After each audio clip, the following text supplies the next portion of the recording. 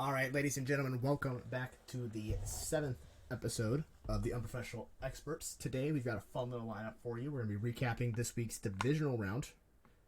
And wait, divisional round, right? Yeah, I always confuse divisional and conference. Divisional round. Going to be talking about what we think the future of the AFC looks like, the new Big Three, as it appears. Jeremy's got a regular question for me that's not a surprise that I kind of know a little bit about, and then I have a surprise question from Jeremy, like how I threw one in at him a couple weeks ago. He's going to throw one at me. So, without further ado, let's get a rolling.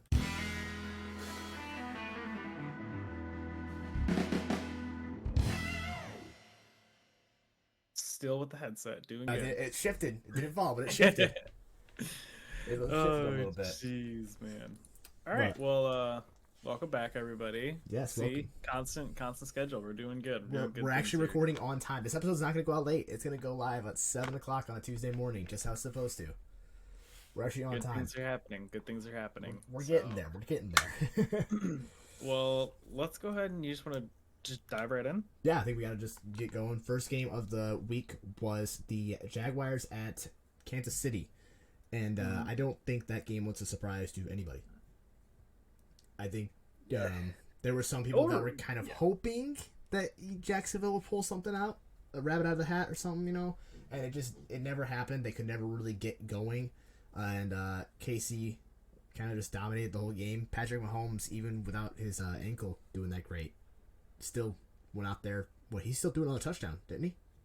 I do believe so. Yes, he did. He did throw another touchdown on that ankle. Yeah. So I mean, incredible performance from KC, and what you got to add? I mean, that's really about it. Honestly, it feels like a very clear-cut game. The biggest thing was just Mahomes going down with the ankle injury. But even then, Chad Henne went in and drove 90 some odd yards down the field and got a nice easy touchdown. Not a nice easy touchdown, but did he get a touchdown or was it a field goal? I don't quite remember. I don't remember. I think they got a touchdown on that drive.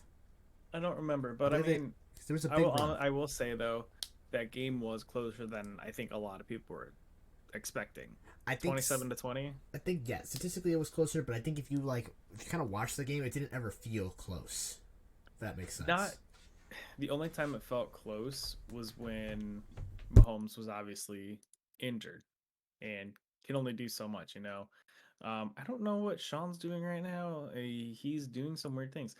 Anyways, we'll continue. Dog's flying at the door. I had to let her out. She was being a little annoying. I didn't want to hear too much audio in the background. Yeah, Chad Henne, he drove down and got him a touchdown. It was a touchdown? Okay. Yeah, I couldn't remember if it was touchdown or field goal. But, yeah, I mean, that kind of just... One thing I will say is I'm gonna give a lot of, praise to Kansas City for that. Because, very often you have teams that aren't super deep, but that team just kind of showed how deep they really were by just going down. And even though they didn't have Mahomes, best quarterback in the league, essentially, in my best quarterback in the league, I'm going to say it.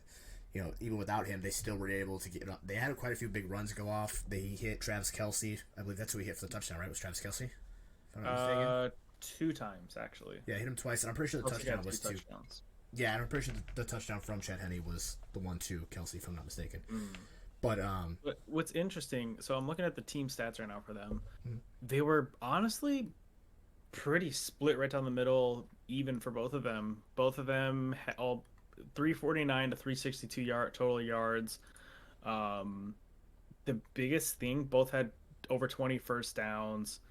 The biggest thing about this game, 2 sacks allowed by Jacksonville, 1 fumble, and an interception. Yeah. Honestly, if they sacks, whatever. I don't remember if the fumble came off of the sack. I want to say it did, actually. I think so. I want to say you're right there. I think it did.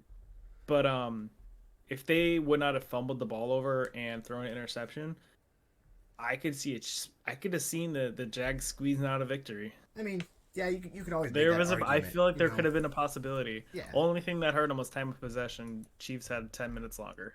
Yeah, that honestly kills right there. And I'm pretty sure a lot of that time came in that long drive with Chad Henne, where they were kind of trying to give Mahomes time to get back into the game.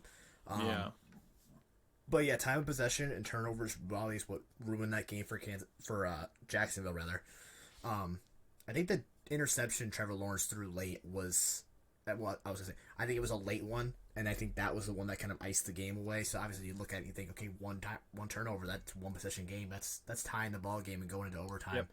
So yeah, you look at it statistically, it was incredibly close outside of those two things. But you kind of, like I said, you watched the game, and it never really felt close. Like it felt like Kansas City, even with the injured Patrick Mahomes, was always in charge and was always just ready to take over whenever it needed to. Oh yeah. Dude, I can't lie, I'm still pissed. We have yet to see the new overtime rules. I really want to see them. Yeah, see, I want to see these new overtime rules, man. Are we gonna get into just, this? I want to see how it. No, I just want to see how it plays out. You know, compared to the old overtime rules. I don't like It's something new. We're gonna get into it. I'm calling it audible. We're getting into it. I don't like it. Listen, part of football, and maybe this is just the Bears fan in me in the big defensive side. Part of football is always making sure that you're not only doing the right things on offense, but you have to do the right things on defense. If you can't stop the team from getting a touchdown on the first drive, I'm sorry, that's football. Like, that's just how it's always kind of been. And so, to now give the other team another chance, yeah, okay, cool, but at the same time, if your defense just made a stop, I know it's easier said than done most of the time, especially since defense is the harder side of the football, because you never know what the offense is actually going to do. You're kind of guessing. You know, I've always thought the defense in those moments needs to be able to step up just as much as the offense does. I agree with you, but like, imagine you're playing defense right now. Mm-hmm. It's fourth quarter. You've been in there for the last 8 minutes. Let's say they got an 8-minute drive, scored a touchdown, went to overtime. You lose the coin flip. Right back on defense. You had 3 minutes to rest up, and they do the same damn thing. Take another 5 or 6 minute drive down the field. You're gassed. You're fucking tired. No, I'm not saying you're not. I feel like give the other team's offense or other team's defense who just scored a chance to prove it that they're the better team. Yeah, but then you can just make the same argument the other way. You're right, but at least that defense has now been resting for the last. You said 8 plus 6 is what, 14 minutes. So you've got a team that's just been sat in for 14 minutes, and their defense is just as fresh as the offense going against them. Like, I get what you're saying, but at the same time, you gotta remember, they're making substitutions all the time. Those aren't the same people on the field all the time. Yeah, I know. And it works the same way for offense. The offense line, I can guarantee you, is just as gassed as that defense is. You go ask any offensive lineman in the NFL, they're going to tell you long drives kill them just as much as it kills that defense. Yeah, but I feel like both teams equal shots. Because, they're always having someone trying to push through them. Yeah, I get defense, you're trying to push through someone, but at the same time, you're always having someone push through you, like chop at your arms and stuff like that. You're going to be just as sore. I'm pretty sure it was Jason, I don't know, man. Jason Kelsey a few weeks ago was talking on his podcast about how after a long drive and they do that QB sneak with Jalen Hurts into the end zone, mm-hmm. First thing he does is he gets off the field and go get oxygen because he's gassed. He's a big dude. Yeah, they're all big. He is. Exactly. That's my exact argument there. He's just as gassed as the defense. Yeah, you don't swap him out. That's the thing. You don't swap offensive. No, I'm talking about swap him out as in give the defense, the people who play defense, give them a shot on offense. Make it equal for everybody. What? Do you know what I'm talking? Are you saying put defensive line on the offensive line? No, I'm talking give each team a shot at offense and defense. I don't like it. Give each team, because then that's just better PR. That's better publicity for the NFL. You know what this feels like to me? This feels like getting a participation trophy for getting last place in baseball. That's what it feels like to me. Oh, you let in the very last minute of the game, you were up by 7 points, and you let them take a 6-minute drive and get down the field and get a touchdown, and then you couldn't make a stop. That's on your defense, but they won the. What happens if there's a bullshit penalty though? That's just how the NFL is at this point. I hate to say it, but there's always bullshit penalties, and obviously you can't blame that on a defense. I get that, but at the same time, if it's a very clear penalty, then yeah, it's a clear penalty. You probably shouldn't have done that. So I get what you're saying there, but at the same time, you have to be able to make those stops. It's called bend, don't break for a reason. So your defense still has to come up and make a stop. It. And so this feels like your defense, let 2 touchdowns up in the last 15 minutes of the ball game. The whole quarter, they let up 2 touchdowns, 2 long drives, and didn't get their break, whatever. But I mean, it just feels like, hey, now we're gonna give you a chance, because then if you score a touchdown, then your defense has got to go out there and do it again. And guess what? They just gave up 2 and 2. They're probably gonna go give up a third. I get it, man. All right, enough of overtime rules. We both have feelings on how we feel about it. Let's move on to the next game. Giants. Shut up, yeah. But Giants at Eagles. Obviously, the Philadelphia Eagles just steamrolled this shit out of the Giants. Yeah, that was not close. Danny Dimes did not look good. Yeah. He didn't look No. comfortable. No. And I think that was the big thing is he never really got comfortable in the pocket. They were on him like flies on stink the whole game, and it was just absolute domination from Eagles out there. I think they put the backups in, didn't they? If I'm not mistaken, they had Gardner Minshew out there for the last couple snaps. If I'm not mistaken, Maybe to just kneel or something, but he has no. I could have sworn Gardner He Minshew has was out no there for the last stats. couple No, snaps. I don't see any. But like the way, so it seems like the Giants just they took everything they knew about being their football, like running football, because that's what they've been with Saquon and Daniel Jones, threw it out of the fucking water. It was like they tried. So football is just as much of a game of chess as it is a game of football, if you would think about it, because it comes down to head coaches trying to outthink the other head coach. Yep. My guess is because these teams have already seen each other twice, and both times Giants ran the football and both times they lost. My guess is the Giants tried to outthink the Eagles, and the Eagles outthought the Giants. They were like, we're going to prepare for them to pass the ball because we beat them twice running the ball. So we know if they come into this game running, we can revert back to what we did and it's going to work. So we're going to prepare for them to pass the ball. Like the thing that it surprises me. Well, okay, no, I see the reason why they got dominated. 5 sacks allowed by the Giants. Yeah, and 1 interception. Yeah, their offensive line needs help. But the weird thing about it is they had Saquon going. He had 9 carries for 61 yards. That's an average of almost 7 yards a carry. Yeah, but the problem why didn't you stick with it? Because here's the problem: when you get down in football games, you have to catch up quickly, and running the ball is going to run the clock. And when you're simple. Down, you don't get down. That's not exactly how that works. That's exactly how it works. In theory, yes, that's how that works. But what I'm saying is, when you're down, especially if you're down by 3 possessions, you don't want to be running the ball, and you don't want to be running the clock. You don't want to be in control of time of possession if you're losing that football game. Because now, guess what the Eagles are going to do, and what they've done well all year. They're going to run the ball and run the clock and the time of possession on top of that. So now you got 2 teams running time of possession, and you're still losing. So you have to pass the ball, and you have to put the game in Daniel Jones' hands. And honestly, from what I saw, I didn't see the whole game, but from what I saw, there was a lot of drops. I don't know how many drops there were that game, but there was a lot of times I saw receivers getting hit right in the hands. They were dropping the ball, hitting the chest, dropping the ball, and they just. And that was kind of the story earlier in the season, if I'm not mistaken, is that the Giants could not hold on to the football when they got passed to them. And they finally figured it out, and then they came into the game last week on fire, caught almost everything that was actually like on target, essentially. And meanwhile, this week, they just got back to their drops. They had nice feet for hands. Mm-hmm. Yeah, and then looking at the Eagles side, I mean, Jalen Hurts passing 16 for 24, 154 yards and 2 touchdowns. He was solid. He's still dealing with that injured shoulder. Still managed to run one in as well, which is good on him. I mean, it's just the Eagles' rushing offense. They have so many different ways to run the ball. It's going to be hard for teams to counter that. Honestly, what better team to counter it, though, than the 49ers? Yeah.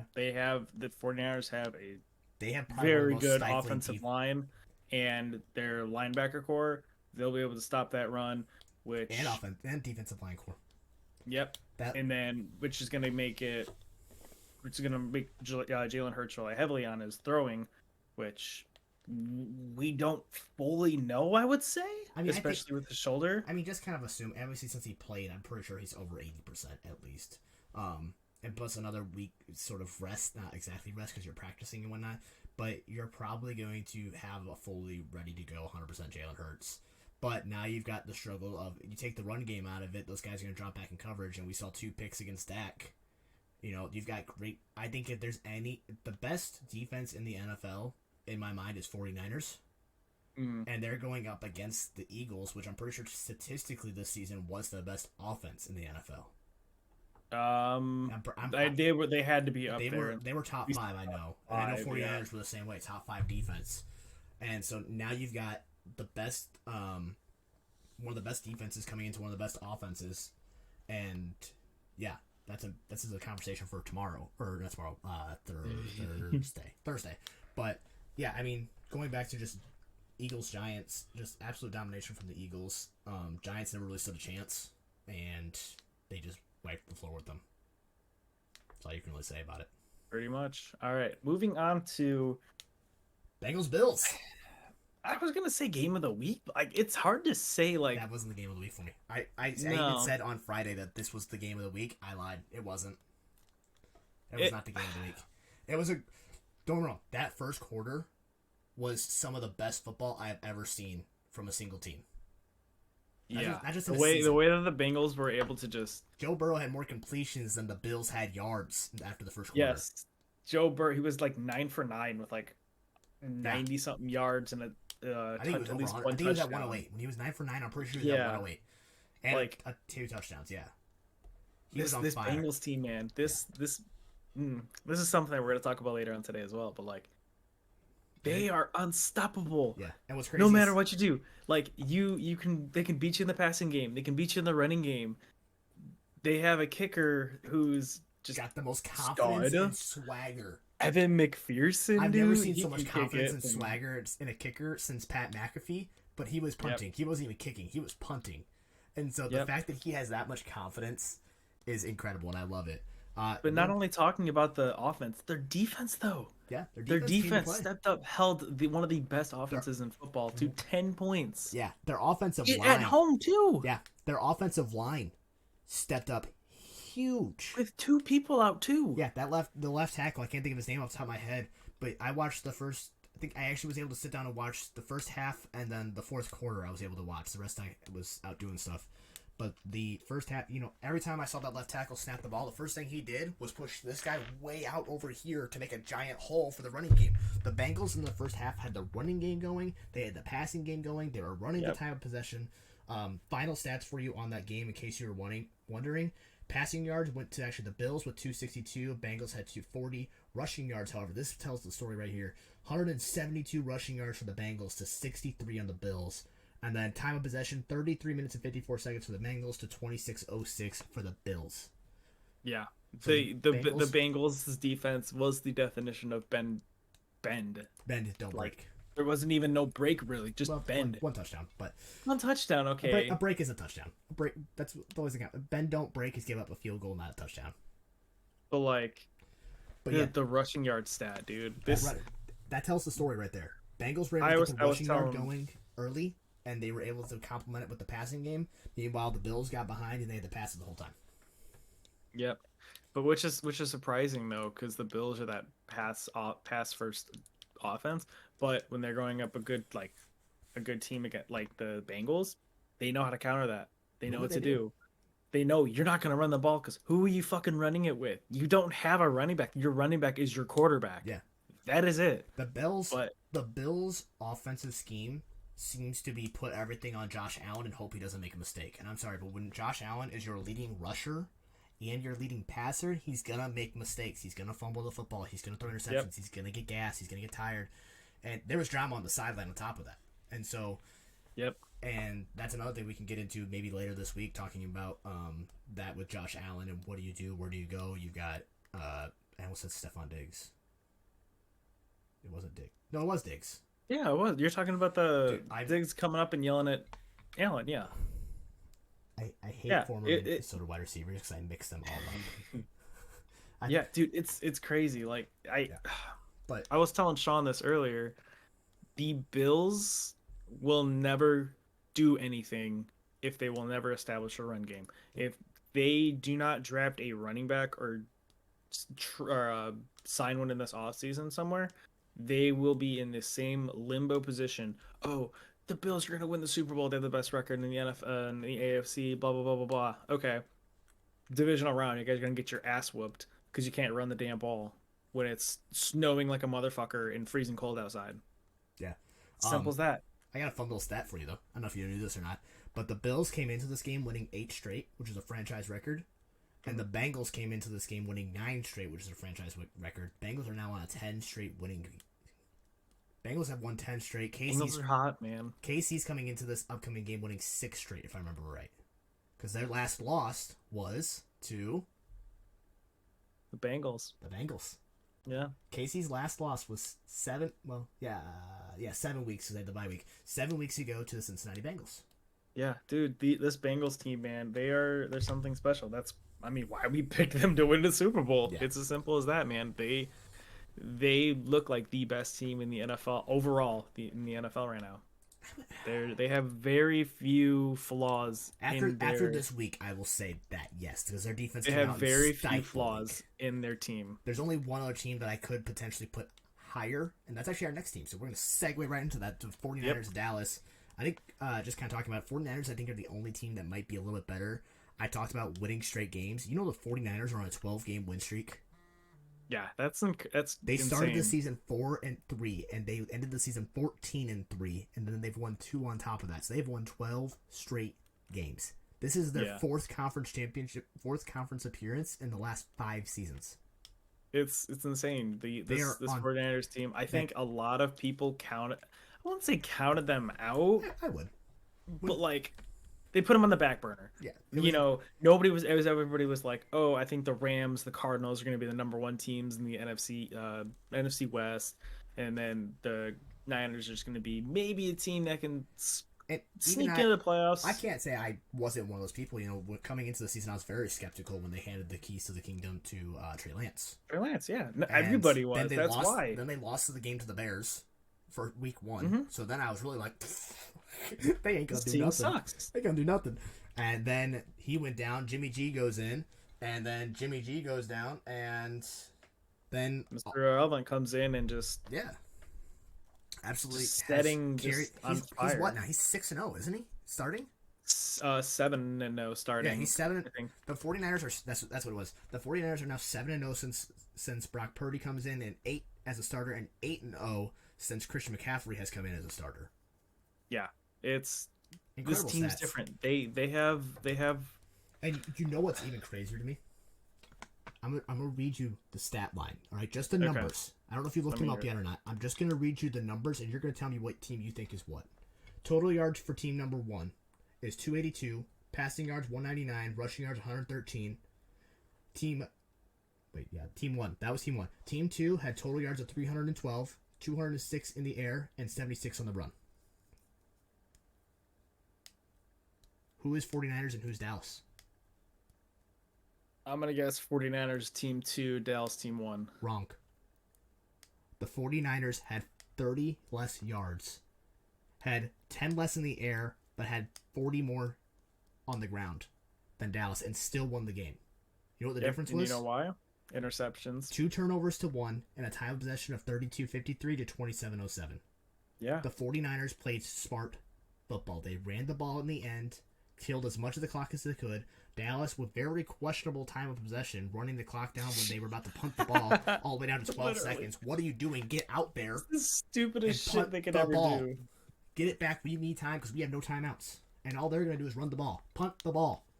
Yeah, like it's the thing that surprises me most is I would say Brock Purdy probably had his worst game starting. Yeah. He still did good. He still did. That's an incredible stat right there. That beat Brock a very Purdy probably good defense too. had his worst game. His worst game starting was 1 yard under 200 yards passing. Yeah. He got sacked quite a few times, and I think that especially he got sacked twice. Yeah, but he was pressured a lot. I know that for a fact. He was pressured quite a bit. From what I was watching, he seemed to. But he did a good job of getting out of the pocket though, and escaping and buying himself time. And even when there wasn't anything open, I saw him took off quite a few times. I didn't know he was much of a rusher, but he took off more yards than I would have thought. But yeah, the 49ers. Nobody really knows about him. Nobody knows that he has this. I wouldn't say dual threat, but he has the ability to run. Be a dual threat. You have to keep that linebacker over the middle just in case he does run, because you never know. Yeah. Receiving wise, like they did good. George Kittle almost 100-yard game. George Kittle was on fire last night. Debo was kind of quiet. He only had 45 yards. Even rushing, like nothing too impressive. Like, this is a very defensive. You said he had 45 yards for Debo and 101 for Kittle. No, Kittle was just under 100. Just under 100? And Debo had 45, yes. Kittle had 95 yards. So 95 plus 45 is what, 140? I don't know. Math is hard. Those two, I mean, you're talking basically 3/4 of the yards went to Kittle and Debo that night, passing-wise. Because with almost 200 yards passing, 140 is just about 3/4. Yeah. So you kind of say silent, but like they were the two that everyone's eyes were on, and they still got it done. And then Christian McCaffrey went out and did what he did, along with Sonny Mitchell. Yeah, the backup running back. I can't think of his name off the top of my head. And Debo probably had a few rushes in there too, if I'm not mistaken. So this 49ers team, even without being the most explosive on offense, their defense held up, and they are so methodical on what they do, and they're so careful, and that's what the difference was. The 2 turnovers against Dak, which that was the biggest thing. I kind of even texted you. Who would have thought that the guy who led the league in interceptions thrown this year, even though playing 5 games less, still led the league in interceptions, would throw an interception to the team that's forced the most interceptions all season? Who would have thought that? It's insane. Like, I sure wouldn't have. Said like absolutely yesterday, CeeDee Lamb had himself a game. 10 receptions, 117 yards. He was balling out. Yeah, but 117 out of those 206.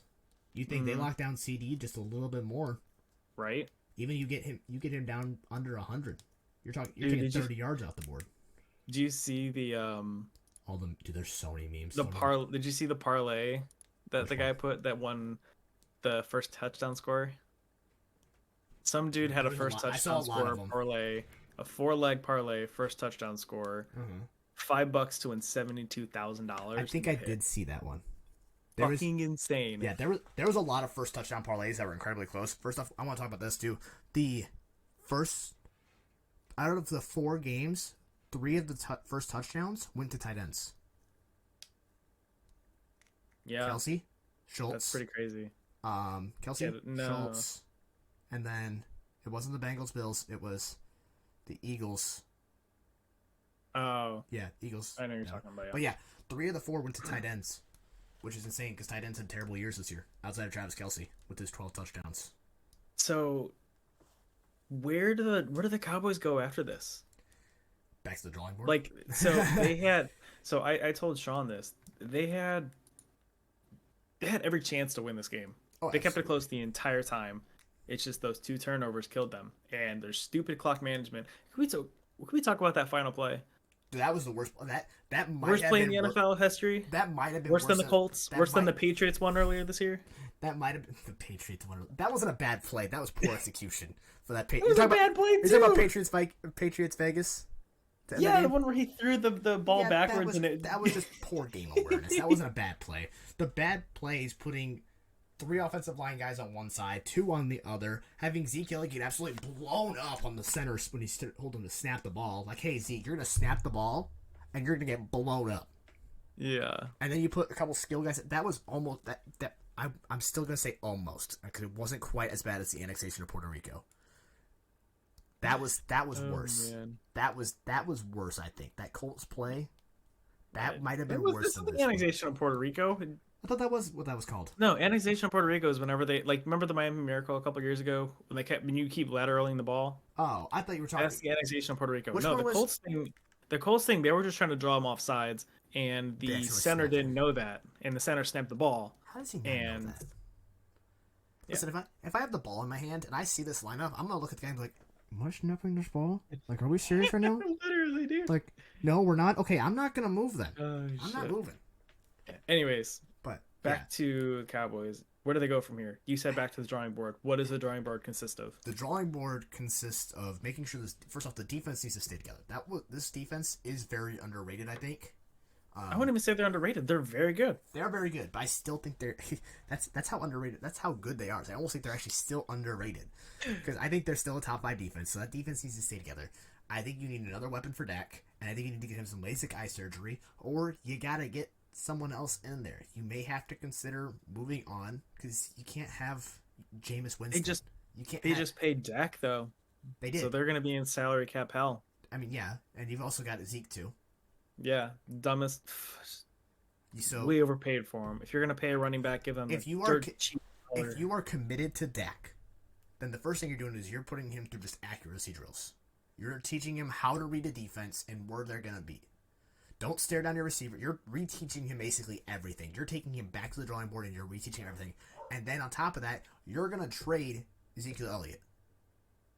You have Tony Pollard in the backfield. You don't need Zeke. And I like don't I think have a team said, is going to trade for Zeke. well, then you're going to cut him or you're going to do something because you can't afford that contract. If you want Yeah, to because keep I already Dak, you know can't afford that contract. And whenever Micah Parsons' contract's coming up, dude, they're gonna pay him top dollar. he's going to He have to. deserves it too. Micah Parsons been balling the fuck out. Yeah. And I think the hard part is, you look at it and you want to keep both those guys. But like I have said for years, you do not pay the running back. They're a dime a dozen. Your backup running back, I'm pretty sure Tony Pollard did lead the team in rushing yards, if I'm not mistaken. Not in touchdowns. He led the team in. Yeah, because so Tony Pollard was their main dynamic long distance running back, get the big chunk yards, versus Ezekiel Elliott was in those like you want to know what Zeke is? third and one touchdown goal line things. Zeke's a fullback. Yeah. In this offensive scheme, Zeke is a fullback. So one, yeah, why you pay a fullback that much is beyond me. And two, like I said, you don't pay a running back because now you're in cap situation. You're in cap hell. Yeah. And you got a running back who you're paying way too much money. And you're trying to keep a quarterback now who needs more weapons because CeeDee Lamb is not enough. I'm sorry, but T.Y. Hilton is not enough. And T.Y. Hilton's not going to be able to play at a high enough level for a long amount of time. Yeah, it'll be interesting to see, especially I think next year if A, the Cowboys don't do good, or B, they don't win another playoff game, then head coach is canned.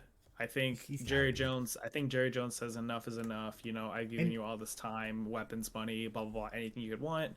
You haven't done shit for me. You've won one fucking playoff game in like 5 years that you've been here. Yeah, I hate to say it. Adios, go fuck yourself. This year. Because Jerry Jones did come out and say that his job was never on the line this season. And don't get me wrong, this team made leaps and bounds compared to how it did last season. This team was a much better team than it was last season, but interceptions and turnovers still ruined this team. Yep. We talked about records. I have one more record for you. Maybe you saw this one. In fact, I know you saw it because I sent it to you. Dallas extended their own record, NFL record, for making 12 straight postseasons without making a conference championship. That's insane. There had been, I counted it, there was 25 teams that had made a conference championship since the last time Dallas did it. That is insane. 25 different teams. So I got a funny thing for you. Yeah. So did you see the Cowboys Twitter? No, I did not. So the official Dallas Cowboys Twitter tweeted the following: Dak Prescott gave the ball away twice in the narrow loss to the 49ers in a matchup the Cowboys had a chance to win if they didn't again generate self-inflicted wounds. Wow. They just threw shade at Dak's fucking forehead. Yeah, that's that's insane. Whoever's in charge of that social media team probably just got fired. Oh yeah, they are not paying. Like honestly, that person was probably like, you know what? I don't even want to be in charge of this team. I'm out. Yes, that's hilarious. Not the smart move by their PR. They're gonna be in. Yeah. What do we want to hit next? Because at this point, we've wrapped up this season, these couple games. Let's see. Do we want to go to the future of the AFC, or do you want to go to your question or surprise question, or what are we hitting next? I'm letting you pick. Let's go the non-surprise question. So my non-surprise question to Shawn was, who out of the 5 A-list commentators for the NFL, so you got Fox, ESPN, NBC, Amazon, and CBS, where do you rank them all, like 1 through 5? I didn't know that was part of it. I wrote down who my favorites were, like my favorite. Okay. My favorite okay. Who's your? Give me your top whatever. How many you wrote down? I don't know how many you fucking wrote. I've got my top 3 picks and then just my top individual. Right. Let's hear your top 3. Kevin Burkhardt and Greg Olsen. Last night, I think those two were absolutely incredible. I loved it. I think it also has a soft spot for me because Greg Olsen was a Bear for a long time, and he was one of the first tight ends I fell in love with. He was there when I first started watching football, so Greg Olsen holds a little bit of a place in my heart. But just listening to those two last night, they were absolutely incredible. They were super insightful, and I kind of like. You're gonna kind of notice a trend with my rankings here. I like when players give their insight on what they think's gonna happen and what has happened. My next pairing, I have Tony Romo and Jim Nantz. More for Tony Romo than Jim Nantz, and even then, it's these guys border number 2 and 3 for me, but I put them slightly above for just maybe different reasons. Tony Romo at times can be a little bit of a lot. Don't get me wrong, but when he's on, he's on. Like you can kind of tell almost game to game. Tony Romo's still in and out, and Yeah. so when he hits this consistency in his stride, I think Tony Romo is one of the best broadcasters because I love being able to hear him go like, they've got triple flex out right. It gives such a different insight to the game that you don't get from those other players, much like how Greg Olsen does with Kevin Burkhardt. Those two, and so I love that. Like I said, he has those in and out moments, and that's kind of why I have them at 2. Number 3, I have the Manning Bros. You mean number 1? No, I have them at number 3, and it's a very selfish reason. Oh, you meant 1, 2, 3. Yeah, 1, 2, 3. Oh, okay. So number 1 is Kevin Burkhardt, Greg Olsen. Just because I think Greg Olsen's more consistent than Tony Romo, but Tony Romo has a little bit more insight, so it's a very back and forth thing. Manning Brothers I do have at number 3, and it's mainly because, and this is such a terrible reason, I hate seeing both the Manning Brothers be the same size as the football field. All right, I know it's just a broadcast thing, but just put them in a broadcast booth, and I'll enjoy. And they're probably number 1. If you put those two just in a broadcast booth, I'm gonna enjoy it a lot more. And you can still even have those cutaways like they have, because both of them know the game so well. Another reason why they're a little bit lower is because there's some of those awkward moments, kind of like what we have even still trying to do this podcast, where they're both kind of quiet and they're into the game so much that they don't want to even talk over something. But then you almost have nothing. It's like that weird. I understand. Don't get me wrong. There are moments when they absolutely should just broadcasters should not talk and they should just let what's happening on the field happen.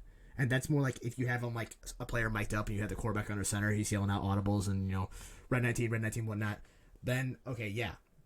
Then be quiet and listen, and then have the Manning Bros explain that, and it's great. At number 4, I have Mike Tirico, and not even his partner, just Mike Tirico in general. I've always thought he was the most excitable broadcaster that there is. I've always loved listening to him. Like even when I was a young kid playing NBA 2K, hearing him just like stream when something massive happened, an absolute insane dunk. Like he's just such an excitable person that any boring game, like this game could be just an absolutely awful game. Very little, whatever, however you define an awful game. One play is going to happen and it's going to blow everything out of proportion and it's going to be the biggest play all week just because of how he broadcasts. I didn't put him on this list because of the one person. I do not like Joe Buck and Troy Aikman. Those are my absolute whatever broadcasters are out there, even the ones that are on like this, like when the Bears are playing and it's not a primetime game, and like the 1 o'clock ones. Yeah. Even I put those guys above them because one, I do not like. I can't even think of his name. I just said it. Not Troy Aikman. Joe Buck. Joe Buck. I hate Joe Buck with a burning To be passion. fair though, Joe Buck has called some of the biggest sports games in general, and I get that, but like at the same sports time, moments, most iconic ones. and I get that. I give him a little bit of leeway for 2016. All right, the Cubs won the World Series, but then again, I look back at it, and when Atlanta won the final game, you remember that cast, don't you? Yeah. And what might be his last game is an Atlanta Brave. Listen, Atlanta Brave fans don't care that Freddie Freeman's about to leave. They just care that they won the World Series. And so that he doesn't have. He's almost too inconsiderate for my liking when he broadcasts. Troy Aikman just likes to gobble all over Patty Mahomes. So he just kind of irritates me. Yeah, so those two are bottom for me. Joe Buck's the biggest reason why. Fair enough. All right. Do you want me to share mine? Yeah, let's hear yours. All right. Let's see. I think it's like you said. I think it's a toss-up between. I think Tony Romo and Jim Nantz for me, and Greg Olsen and Kevin Burkhardt. They're like that 1-2, kind of like you were saying. The inside of like having a quarterback or another like NFL player doing the commentary is so much better. They're giving their insights. Hey, he's gonna do this and this and this, and it just makes it so much more entertaining. I don't want to interrupt you real fast, but just I thought this just popped in my head. Tom Brady just signed that massive contract to be a sportscaster, and I'm excited. I'm excited to see who they pair him. If they pair him with Mike Tirico, I might lose it. That might be my number 1. No, because based off of oh, that's right. He's signing to Fox contracts with the put those two together. companies. Fox, make it happen. It's either going to be Tom and Kevin or Tom and Greg. I think Tom and Greg would be good. But they won't put 2 professionals together because one of them's got to be the play-by-play and then the other one's the insight. That's how it always works. Jim Nance's insight, Tony Romo's play-by-play. Yeah. Or All vice right. versa. Yeah, go Number ahead, sorry. 3, I have to go Manning brothers too. They're fun. They make the game entertaining. Like I have the only times I've watched a Monday Night Football game not watching the Manning brothers is whenever they just don't call. Like then I have to forced to obviously watch Joe Buck and Troy Aikman. Um, Al Michaels and Kirk Herbstreit, they were surprisingly good this year. Yeah, I left I them off my their list. their games were shit. All the Thursday Night Football games were pretty much shitty and nothing even happened in them. Mhm. But they're good. Kirk Herbstreit being in college and calling those games too. Um, yeah. But all right, well, let's move on here. So, me and Sean were talking. Obviously, I'm sure all of you know Big Ben, Peyton Manning, and Tom Brady. Those are the big 3 names in the AFC from late 90s all the way up to 20 like 13, 15. 18, 19. You No, gotta think when Manning left. 16. You gotta think Manning when left. Manning left the Colts. It's a little He bit went to the different. Broncos though. Yeah, but it was different. He still went to one Super Bowl and won the other. It was different. I don't quite count it at that point. I cut him off in like Anyway. 2013. Yeah. Anyway, we were discussing. I don't remember which one of us mentioned it, but at this point, we are starting to see the new trio of the AFC. Before we had Patriots, Steelers, Colts, and now it appears as if we're having Bills, Chiefs, Bengals as the next big trio. And Yep. so, we kind of posed the question of who is what team. We've seen the Bengals and the Chiefs match up together 3 times. The Bengals and Bills just had their first matchup of what should have been the second one. And then the Bills and Chiefs have gone together a few more times since, and we're only counting since Allen, Mahomes, and Burrow got there. Bills and Chiefs have gone against each other a few times. I'm going to throw a couple numbers at you. Bills versus Chief goes 3-2 to Bills. Believe it or not, Bills have won more games. However, both of those Bills losses have been in the postseason. And then if you look at Bengals Chiefs, the Bengals are 3-0 against the Chiefs. Burrow is 3-0 against Mahomes. And then if you look at Bengals Bills, obviously the one that just got canceled, and then the one that happened last night, Sunday, Bengals are 1-0 against the Bills. So you kind of have to look at it as, okay, what I thought was, who is what team at this point in time? And way too early, it's looking like the Bills are going to be in essentially the next Colts.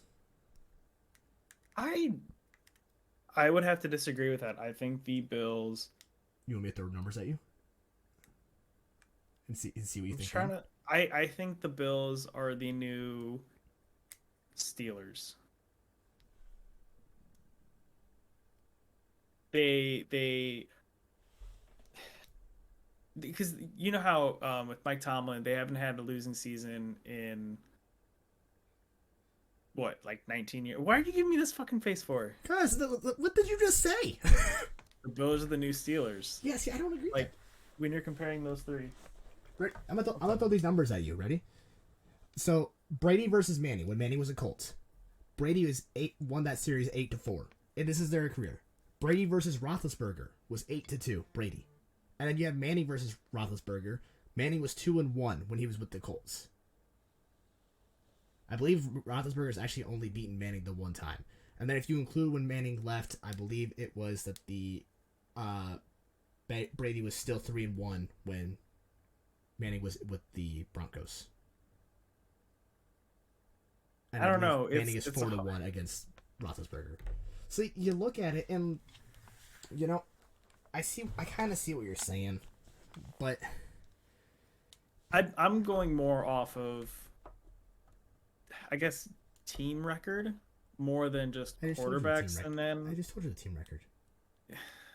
I don't know. I picture that because I picture Brady and Manning like Mahomes and Burrow, and then that's like the Colts and the Patriots, and then the Steelers are just kind of that one-off team that's like they're doing good, but like it's not as good as the Colts and Patriots. You're actually more okay. I think that's the way that I would compare it, because Burrow, honestly, I would put Burrow as Brady. I'm kind of thinking the same thing. I think Burrow is Brady, Mahomes is Manning, Allen is Ben. That's the way that I picture it. But see, here's how I'm also kind of looking at it. I'm looking at it as the Bills are the Colts because the Colts never really. Let's be honest. The Colts never put that team around Manning. They gave him the weapon. They gave him a Yes and decent no. O line, and they gave him a decent defense. But they never built that team around him. The Colts actually had a somewhat of a running game. Bills really don't. I agree. I'm actually gonna say Chiefs are with Roethlisberger because they don't really lose a lot. They win enough games. They make it in. They make it to the AFC Championship. However, where they lose to, Brady Burrow. So that's kind of like my only difference there. That and like Brady has that or not Brady. Burrow has made that connection with the tight end. It seems like over there, he seems like he's gonna start lighting up the league. He's got the wide receiver 1, which I think is the only difference is he actually has a solidified wide receiver 1. Oh, that brings me to another point. We gotta talk about that next week at some point. That thing I texted you about. Yeah, sorry. I just the wide receiver 1, Bengals, Burrow. You know where I'm going with this. And then you got, like I said, the Chiefs who are always gonna win. They're they're gonna be there, and they're gonna have a good team, but they just can't. They can't reach it because someone else stands in their way. So that's the Colts. No, the Colts. Yes. So you cannot say. No. Let me finish my sentence real fast. I don't know. Do you know what Brady is against the Colts all time? Yeah, Brady's a lot better against the Colts Brady, all time. I know that. All time is 11-4 against the Colts. The only reason that was a rivalry is because Peyton Manning was there. Do not say that was the Colts. No. Let me explain. Here's the way that I'm looking at this. I'm gonna throw my pen at the camera. The Colts were the all-time winningest team during the 2000 decade, from 2000 to 2010. All-time winningest team as far as like record and stuff like that. The Patriots, right behind them, they would pretty much always meet up either in at least the championship match and in the divisional match. Those would be like super close games, and the Colts would be number 1 seed, doing so good. Bam, the Patriots would come and knock them off. So that's why I think the Chiefs are more like the Colts. I'm fact checking you because I don't know if I believe that. It's on there. The Colts are the winningest team in that decade. It has been this records prove it. I promise you. And then it's the Bills. They win games, but they don't win the big games. And whenever they face the Chiefs and Bengals, they just get dominated. Like, it's as simple as that. There's not much else to say about it. It might be close, but they both have. Don't get me wrong. Yeah, it's close, but but yeah. But no, I see what you're saying. But also, like I said, I think just in terms of like how the I messed up. When did I change the screen? Oh jeez. Oh, that's a Bearcat. Okay, we're taking. Oh no. I don't know how long. I don't think it's been. I think it's been since I started typing. But I think we may have switched the screen. So my bad to anyone watching on YouTube. It's I need to change my hotkey so it doesn't do that. Whoops. like Unprofessional. Exactly. Unprofessional. That's what we do. All right. Listen, just be surprised I have a notepad with stuff written. You can't see it. There you go. I actually have stuff written this time. All right. But yeah, well, I mean, yeah, we both have a little bit of difference there. I think we both agree. Well, no, we don't agree on any of them. We agree on one at least. Did we? Yeah, Burrow Brady. Oh yeah. Burrow is the Brady. I think especially if Bengals win this week, I think we got that kind of solidifies that. That solidifies it. And even if they lose, I mean, it's against you combine Manning and Roethlisberger when Manning was on the Colts. I didn't really include Broncos stats. Yeah. Brady is 16-6 against those two. As of right now, Joe Burrow is 4-0. Yeah, it's not even a contest at this point, and possibly going to be 5-0 after this weekend. Yeah, possibly. But all right, well, let's move on. I got surprise question for me. Really good question for you. All right, let's hear it. It's should the kicking position, the kicker specifically, be abolished? Should they get rid of the kicker in the NFL to kick field goals and stuff? No. Why? Because a field goal. I know a lot of people look at it as a field goal. Oh, field goal 3 points. Yeah, but 3 points a lot of times is the difference in a game. Oh, right there. Field goal a lot of times is the difference in a game. Like I don't know what the average point differential in the league was this year, But a lot of times, it comes down to getting a field goal, and a field goal can be that momentum shift your team needs. Even getting any points on the board sometimes is enough momentum. So, I think no, never mind. I was gonna say it's stat, but that wasn't right. There's been many comebacks at the start with the field goal, and I get why you're coming from. What was it? 1 for 6 in his last 6 attempts or something like that for Brett Maher. You know why I'm asking. Yeah, this. and before he finally made 2 that night, and yeah, I can maybe give it to you for PATs, make everyone go for 2. But then again, moving that line back when they did 4 years ago, I think the PAT attempt percentage has, or not the 10%, PAT percentage of like success rate has dropped since then. Especially that first year, it significantly dropped. So I'm not gonna say no. I think there's things you could change. I think the kickoff could be abolished. That might be a hot take there, but I think the kickoff could go. I don't know if it's What would you substitute for the kickoff? There's a lot of things. I think one that would just be fun. Was it the XFL that did it? No, there was one league that did it. You're talking about the 4th and 15 or whatever? Yeah, the 4th and 15, and if you convert it, then your team ends up it's essentially getting an onside kick. And then I don't remember what it was if you didn't get it, but yeah, there's something like that. You could always do just team gets it on 25, and then if your team wants to try and get the ball back, essentially an onside kick, then you do the 4th and 15 thing. Or 4th and 10 maybe. You kind of mess around with that and play with that. But I think the kickoff is the only thing that I would maybe consider abolishing, just because at this point, kickoffs are useless. We talked about parlays earlier. I saw another parlay. It was that all 4 games start off with a kickoff. Or a touchback. I did see that one. 3 out of the 4 hit. Did it hit? 3 out of the 4 hit. The Bills did not, right? Exactly. Okay, I couldn't remember if that one ended up started with a touchback or not, but yeah, 3 out of the 4 playoff games. So obviously you're looking at it and you're thinking, okay, these guys are trying to play the smartest football they can. So they know, is it better to just kick it out of the back of the end zone, or is it better to have them bring it up? And 3 of 4 teams said it's better to just kick it out of the back of the end zone. One, it's safer, and like the NFL is all about trying to keep their safety up, so it's safer. And on top of that, I feel like the kickoff at this point is more just a kind of whatever thing. Interesting. So interesting what I said, or did you find something interesting? No, I found something on Twitter. Okay. So Stefon Diggs tweeted the following. Just now? Recently? An hour ago, looks like. Oh? Want me to be okay with our level of play when it's not up to the standard? Nah. That's some big words right there. Yeah. That is some big words. And like, let's get in. I think we're gonna say this for Thursday, but we don't really have a whole lot more to talk about. Let's get into this. We're running out of time. Stefon Diggs is not going to be Stefon Diggs will not be a Buffalo Bill next year. I don't think so. I think, for those of you who don't know, there was a lot of drama on the sideline. He was yelling at Josh Allen on the sideline late in the game, and then preceding the game, let me read this tweet to you real fast. I can't even say it. At Joe Buscalagia tweets, Bills wide receiver Stefon Diggs darted out of the locker room with all of his stuff before some of the Bills coaches were even down to the tunnel area. Practice squad running back Duke Johnson stopped Diggs before he left the stadium and brought him back into the locker room. He left a few minutes later. And I get, people are saying don't read too much into it. Stefon Diggs has always been a very super emotional player. He's always played with his heart on his sleeve, and he's always been that kind of player. And so I get like that one. Okay, don't read too much into it. But now the tweet afterwards, this is the kind of the time. I do not see. When is his contract out?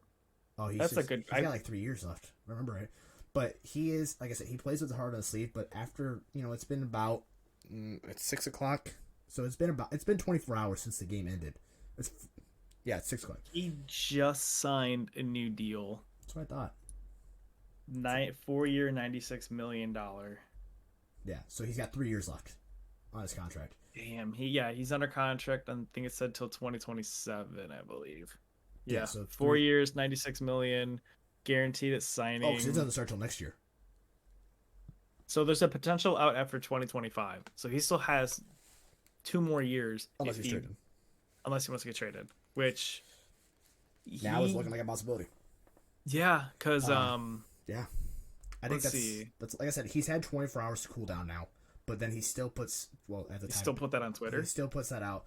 He's obviously very frustrated, and Oh I yeah. understand. Like I said, he's been one of those guys. If you watch any of Stefon Diggs, even when he was in Minnesota, he was always the play with his heart on his sleeve, the super competitive, the guy who he wants to be the one to put the ball at the end of the game. And Yeah. so I get he is, frustrated, and I think this He offseason has should every be, right to be, I think. and I believe so too. Like I said, we talked about earlier, you cannot just run the offense through Joe Burrow and not Joe Burrow, Josh Allen, and hope to get results. Yeah. I get he's angry. I understand it, but wow, that's That's a damning tweet right there. That puts a lot of things into perspective. If let's see, they're gonna have what, like, where's the Bills drafting, like 28, yeah, they'll be drafting. 27? They'll be drafting They'll be around there, 20, yeah, somewhere around 20, there. 27, I think is the earliest. But yeah, that's a strong. Round one, pick 27. Yeah, yeah. They have, Wow. yeah. They could They could move him. they could get a haul. They could get a haul from They could get Stefon. number one. They could get number one overall. You're I'd right. rather have him over D Hop. I mean, oh yeah, because yeah, D Hop's like 38. 3 or 4 years older, I'm pretty sure, than Stefon. Yeah. So, But no, I get that. But at the same time, now you have to look at it as how is he in the locker room? Is he a cancer in the locker room? Is he that competitive that he is ruining almost the locker room situation? And is he going to be something that they can address? Jeremy's being attacked at the moment by his dog, so we're gonna give him a second. While he's doing that, I am gonna give a quick shout out to Lachico.ln on YouTube, guys. Go check him out. I was in the gym with him the other day, and he gave us a nice little shout out, so I'm gonna shout him out. He played me a little bit of his first upcoming song, and I'm not a huge rap fan, but this guy's got some lyrical flow going there, and he's got some good vibes, and so he played me just a little bit, and I got to listen to it. And it's gonna be good. He says it's gonna be dropping here in a couple. I think he said a week or a month, because he's gotta finalize it still all. But check him out on YouTube. He is the number 2 turned Tom 708 on TikTok. Go check him out. Give him a follow. Tell him that we sent you. yeah. But all right, well, Is that is that today's that episode? about wraps it up. Yeah. Do we want to give him a sneak peek into the next episode? Just make this up on the fly here. Or we want to. If you want to go for it, man. I mean, if we say it, we gotta stick to it. It's a problem. What are you reading? Hold up. Oh boy. So Hold up. Stefon Diggs tweeted a couple things. He first tweeted, "Want me to be okay with losing? Nah." Then that one I talked about earlier, and then it's easy to criticize my reaction more than the results. It's easy to criticize by reaction more than results.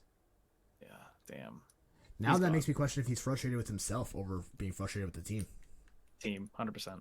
I mean, yeah, I think so too. But the way he worded there, it could have possibly been himself. Yeah. All right. But all right, we're not gonna give a sneak peek into next week's episode because I think now, especially after this tweet comes out, we need to reevaluate what we're going to do next week. Obviously, Exactly. or not next week, later this week.